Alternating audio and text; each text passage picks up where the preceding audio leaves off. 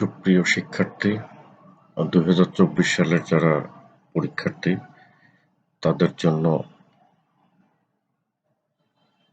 অসংখ্য অসংখ্য স্বাগত, অর্থাৎ অনেক অনেক স্বাগত জানাচ্ছি তাদের জন্য। আজ আমি তাদের জন্য নিয়ে আসছি একটি কবিতার কিছু গুরুত্বপূর্ণ জ্ঞানমূলক প্রশ্ন। আমি মোহাম্মদ আব্দুল আজিজ, প্রভাষক, বাংলা। আমাদের আজকের আলোচ্য বিষয় আমি কিংবদন্তির কথা বলছি। সরাসরি জ্ঞানমূলক প্রশ্নে চলে যাই। প্রবহমান নদী কাকে ভাসিয়ে রাখে? যে সাঁতার জানে না, অর্থাৎ যে সাঁতার জানে না তাকে প্রবহমান নদী ভাসিয়ে রাখে। জননীর আশীর্বাদ কাকে ধন্যবাদ দীর্ঘায়ু করবে? জননীর আশীর্বাদ যে গাভীর পরিচর্যা করবে, জননী তাকে আশীর্বাদ দিবে বা তাকে দীর্ঘায়ু কামনা করে। কে মাছের সঙ্গে খেলা করতে পারে না? যে কবিতা শুনতে জানে না। যে কবিতা শুনতে জানে না সে সূর্যকে কোথায় ধরে রাখতে পারে না? হৃৎপিণ্ডে, এই হৃদয়ে ধরে রাখতে পারে না। কবি কার মৃত্যুর কথা বলেছেন? কবি তার গর্ভবতী বোনের মৃত্যুর কথা বলেছেন। উনুনের আলোকিত কিসের কথা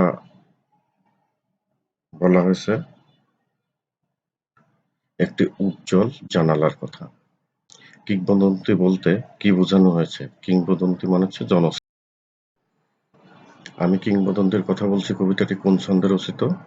গদ্য ছন্দ, অর্থাৎ যেই ছন্দের যেখানে কোনো ছন্দ থাকে না সেটা হচ্ছে গদ্য ছন্দ। কবি কার মৃত্যুর কথা বলেছেন? গর্ভবতী বোনের কথা। ইস্পাতের তরবারি কাকে সশস্ত্র করবে? যে লৌহদণ্ড খণ্ডকে প্রজ্বলিত করে।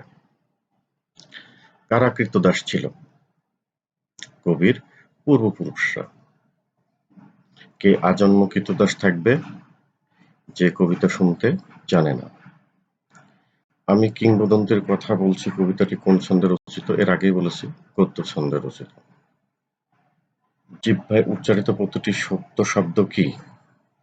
কবিতা। যে সাঁতার জানে না তাকে ভাসিয়ে রাখে কে? প্রবহমান নদী। পূর্বপুরুষের পিঠে কিসের ক্ষত ছিল? রক্ত জবার মতো ক্ষত ছিল। সবাইকে অসংখ্য ধন্যবাদ জানিয়ে আজকের মতো এখানেই শেষ করছি। আল্লাহ হাফেজ।